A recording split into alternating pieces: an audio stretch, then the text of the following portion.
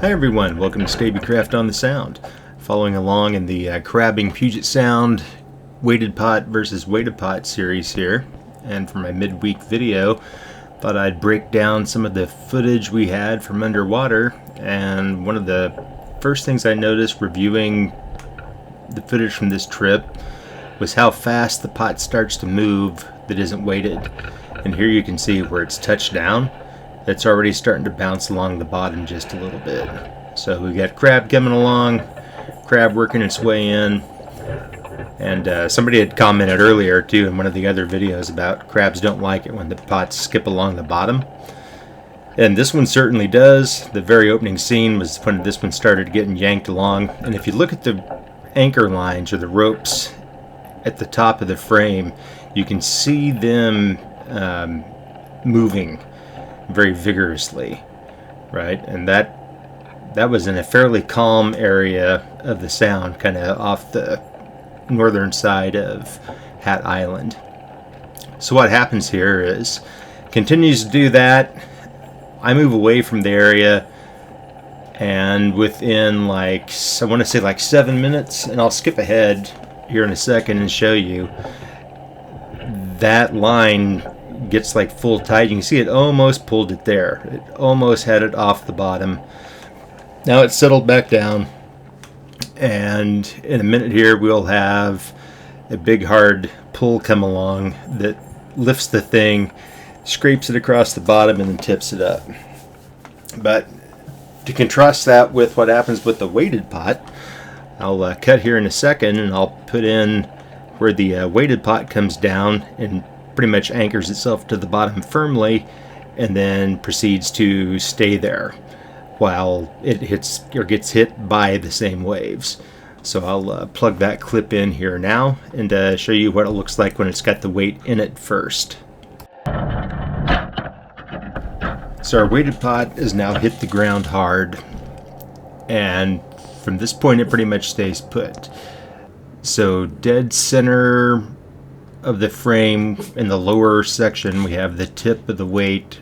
Just to the right of that, you can see a little red leaf, and then attached to the little red leaf, running underneath the pot, you'll see the little vine with additional little bits of red coming off of it.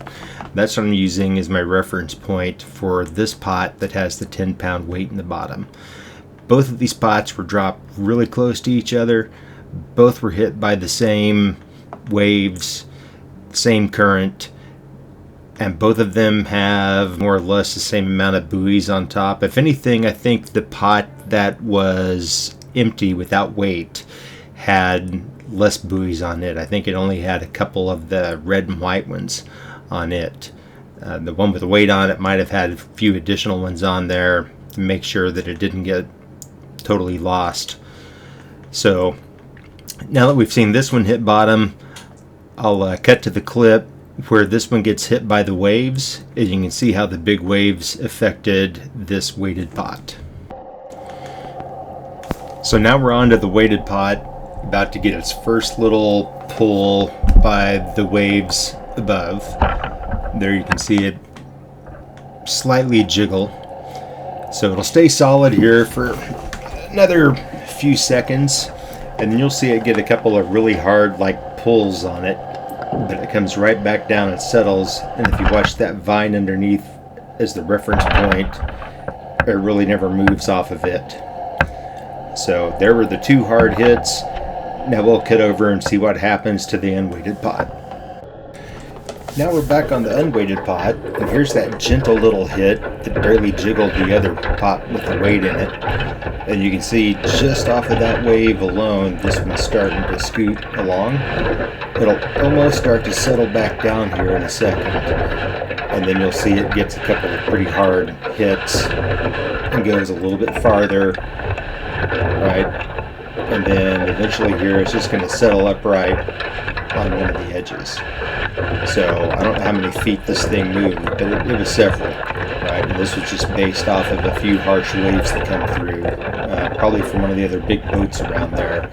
But for the remainder of the time this pot was down, and both of them were down about an hour, So this one set in this condition for an hour while they were both down. Now we're back on the weighted pot. I'm getting ready to pull it. At this point, you can see that red vine is still underneath there, and we got a pretty good pull of crab. So do you need the weight in your pots? In my opinion, absolutely, around here, just from the boat wave action alone. But if you like this type of video, reach down there and hit that subscribe button. Follow along. There'll be plenty more of these to come. I'm trying to release one video midweek that's just like a recap, things like this, and then towards the end of the week or the weekend, put out like a full video. So thanks for watching. Stay tuned.